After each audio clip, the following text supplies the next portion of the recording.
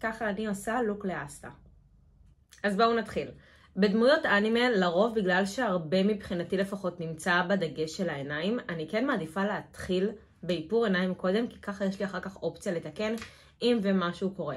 אז אני מתחילה דבר ראשון בלהכין את העיניים שלי עם פריימר, עם בסיס כלשהו, שזה בעצם הולך להיות הטארט שלי, בגוון 34S, מדיום סנד, אני מאוד מאוד אוהבת אותו. ואני גם הולכת כבר בעצם להכין את מתחת לעיניים שלי, מה שאומר שזה הולך להיות גם למעלה וגם למטה, בתור בסיס.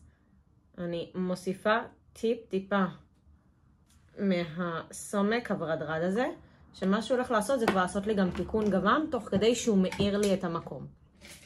זה הולך להיות רק הבסיס של הכל, בהחלט יש לי עוד מה להמשיך משם, אבל בואו נתחיל. אני מתחילה קודם כל עם רוב חומר מתחת לעין, כי אני כן רוצה שהוא יכסה לי את כל הכהויות. ואני עוברת עם שאריות לעפעף עצמו. אני הולכת לקחת ספוגית יבשה, רק בשביל שהיא תספוג לי את כל האקסטרה, בשביל שיהיה לי הרבה יותר נוח לעבוד עם החומרים היבשים. עכשיו, דמות של אסטה, בגלל שהוא בן ואין הרבה באמת משחק שאני צריכה לעשות, אני כן הולכת לשמור את זה פשוט. וזה אומר שהולך להיות לי רק משחק של אור וצל בתוך העיניים. האייליינר הוא המשחק הגדול באמת, שאיתו אני הולכת לשחק עם מבנה העין שלי ובעצם ליצור אותה כגדולה יותר. ואז אנחנו עוברים לאיפור פנים שהוא גם מאוד מאוד בסיסי. פשוט זה אסטה, אין פה הרבה, אבל אני כן אוהבת למתוח גבולות ולשחק עם זה איפה שאני יכולה. אז אני לוקחת את הפלטה א' עטף של אסתי ביטון, ואני פשוט הולכת לקחת את הברונזר, טיפה, פשוט לשים אותו בשקע העין, אפילו טיפה מעל, ממש בגבול, במקום פה בפנים, אני ממש הולכת לעלות טיפה למעלה לעצם עצמה, ולחמם את המקום. אני רוצה כבר מההתחלה ליצור עניין שהעין שלי נראית יותר פתוחה ויותר גדולה. וככה אני עושה. עולה למעלה. דואגת להשאיר בעצם את כל החלל הזה די פתוח. בדמויות אנימה זה כאילו נראה שאין הרבה מה לעשות כי הן נקיות, אבל רוב המשחק דווקא יושב באמת על ההצלחה לבנות את הפנים שלך מחדש, בשביל שתראה כמו דמות אנימה. לנו זה טיפה יותר קשה, אם נקרא לזה ככה, למערבים, זה באמת יש לנו יותר משחק בעייתי מאשר לאסייתים, אבל גם אנחנו בהחלט יכולים לעשות את זה. פשוט צריך לדעת ולהבין מה מבנה הפנים שלך ומה אתה צריך לשנות בשביל להגיע למראה המאוד מאוד בובתי, חתולי שיש לדמויות עצמן. אז אחרי שדאגתי בעצם לצבע מעבר, אני הולכת לעבור ישר לפינה, ואני רוצה ליצור לעצמי מחדש את הצל של העין. אז אני גם עוברת ממש לאיפה שהיה הברונזר שלי, ואני פשוט מטשטשת, רק רוצה להעמיק את השקע הזה, שדווקא ייראה כאילו העפעף שלי פה ולא פה. זה טיפה עוזר לאשליה כשמצלמים תמונות או בהסתכלות ראשונה בעצם על בן אדם. שוב פעם אנחנו דואגים לא להיכנס פנימה, כי אז זה יסגור לנו את העין ואנחנו נאבד את האפקט שלנו. זה מאוד תהליך של לסמוך על מה שקורה ולחכות לתוצאה הסופית, ועד שלא הכל נגמר, מאוד קשה לראות באמת אם הצלחת או לא הצלחת. עכשיו מגיע החלק הכיפי, שזה האייליינר, אבל לפני שאני עושה את האייליינר, אני כן רוצה לוודא שהכל פה בעצם מקובע ויבש לי. אז אני כן לוקחת פשוט פודרה שקופה, זה של פלורמר, לא חייב משהו ספציפי, אני פשוט מאוד אוהבת לקבע איתה את הפנים שלי. אני לוקחת את זה גם עם אותה מברשת, ופשוט בודקת שהכל יבש על כל העפעף שלי. בגלל שהיא שקופה אין בעיה גם שהיא תיגע בעצם בצלליות פה, היא רק תעזור יותר לטשטש וליצור מראה יותר טבעי. אני אוהבת לקחת את עניין הדמויות אנימה שאני עושה למקום שהוא יותר ביוטי. פשוט מוסיפה את עניין האנימה, נקרא לזה ככה. זה כן מאוד מאוד ביוטי, עם טוויסט של האנימה. אני לוקחת את האייליינר שלי. זה של לוריאל, אני מאוד אוהבת אותו, הוא גם שורד הרבה וגם כשהוא מתייבש הוא נשאר מבחינתי עדיין שחור ולא הופך להיות לאפור כזה מוזר. אז מבחינתי זה כבר פלוס מעולה. עכשיו, השיטה שאיך שאני עובדת איתה בשביל לעשות את האייליינר, זאת לא השיטה כל כך הרגילה של איך שמלמדים את כולם לעשות אייליינר. אני לא הולכת עם הזווית שלי של העין. מה שבעצם אני הולכת לעשות זה ליצור זווית חדשה לעין. אם עשיתי פינה חדשה, אני עכשיו רוצה לעשות זווית חדשה לעין.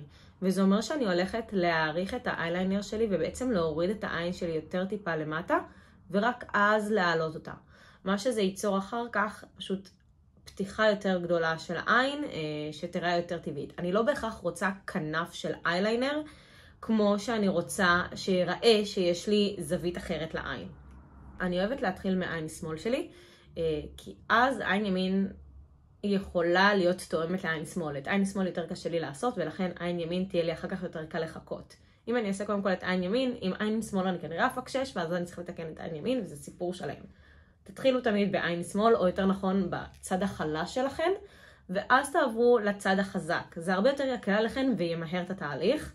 לפחות אצלי זה עובד ככה בצורה מהממת כבר שנים. ירדתי למטה טיפה, ועליתי בחזרה. את החלק שהולך להיות פה, אני בעצם הולכת למלא מחדש עם האייליינר. אני עכשיו דואגת לחבר בין הקו הזה לעין שלי, ובעצם ליצור את הזווית החדשה שלי של העין.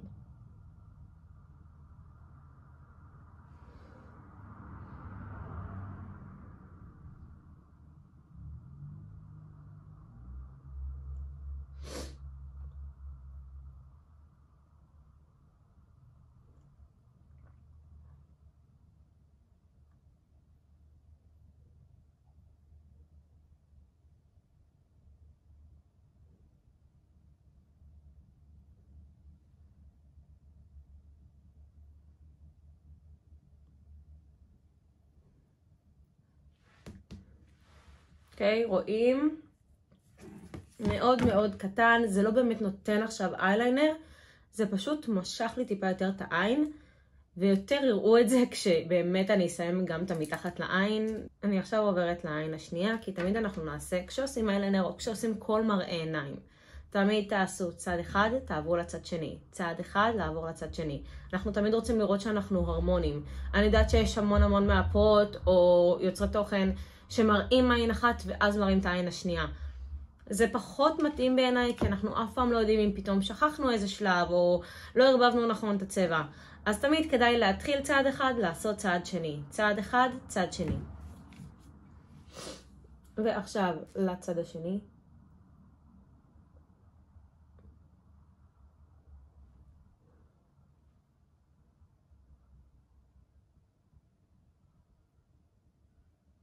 במיוחד שמבנה העיניים שלנו אף פעם לא תואם מבחינת של איך זה עובד, גם מבחינת הכפל, גם מבחינת השקע. העיניים שלנו לא תואמות, ברוב המקרים. עוד משהו שמאוד מאוד חשוב לזכור, אף פעם, אבל אף פעם כשאתן מתאפרות בעיניים, אל תרימו גבות, לא ככה, אל תזיזו זוויות. תזכרו שבסופו של יום כשבן אדם רואה אתכן, אתן מסתכלות עליו ישר בעיניים. ולכן גם כשאתן עושות במראה, תסתכלו במראה בלי להרים גבות, בלי להזיז סנטר, ישר קדימה.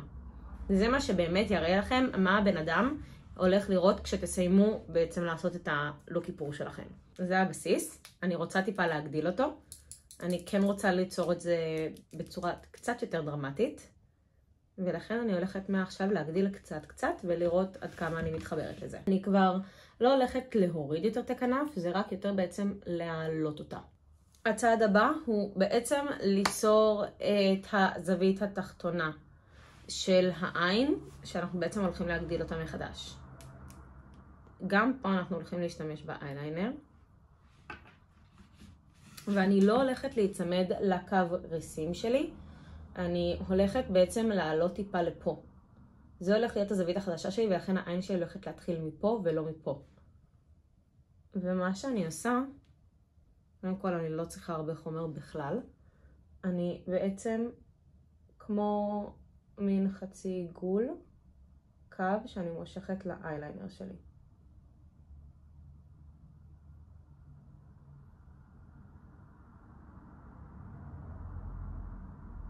אני לוקחת את העיפרון גבות שלי, פשוט כי אני אוהבת את הצבע שלו מאוד. ואני הולכת לתחום את הקו מים העליון שלי בשביל ליצור תחושה של העין יותר מוגדרת שתלך ביחד עם האייליינר. מה שאני עושה אחרי שאני מסיימת בעצם לתחום את כל קו המים זה לקחת את העיפרון בלמטה ופשוט לגרור אותו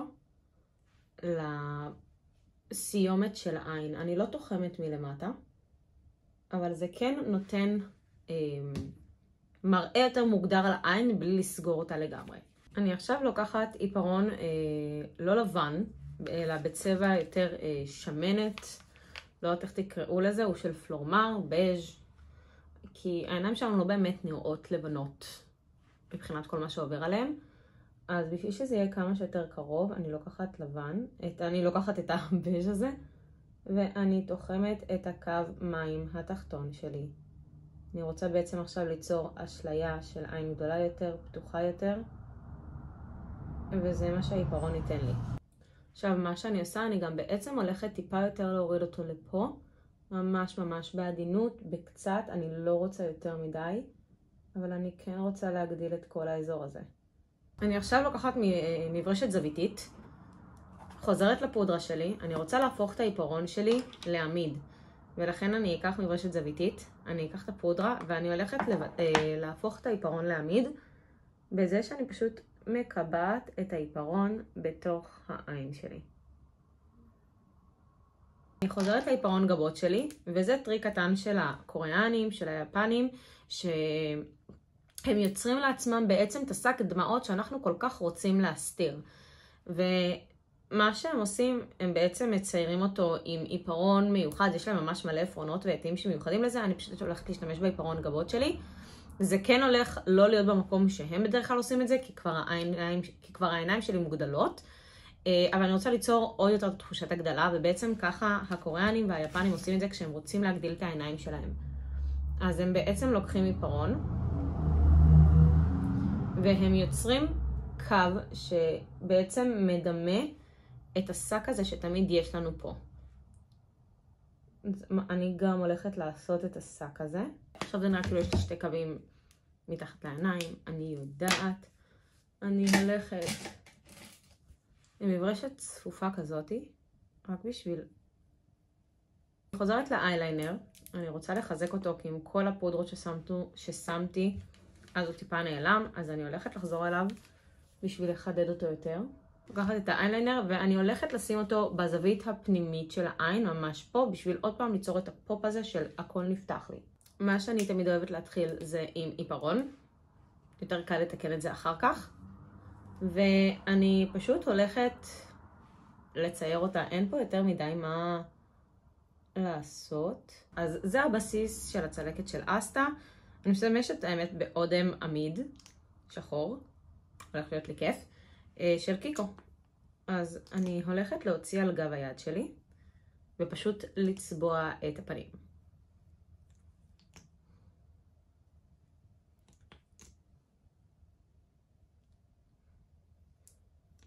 ברגע שאני אזכור איפה שמתי את המברשות צביעה שלי. וואו.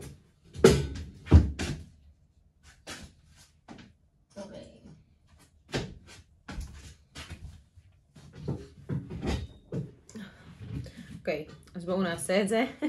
זה החומר, זאת המברשת, ובואו נתחיל. אני הולכת בעצם לקחת עכשיו טיפה מהחומר, כל השאריות שלי, וליצור את הקווים האלה שתמיד זה נראה שזה יוצא, כי זה לא גוש אחד אצלו. ואין לזה כל כך צורה ספציפית, אז אני פשוט אמשיך לסלסל את זה. משהו כזה. עכשיו, בשביל הקטעים הבאמת דקים ועדינים יותר של תחילת הדברים האלה, אני כן הולכת להשתמש באייליינר שלי. פשוט ליצור את זה במראה יותר דק.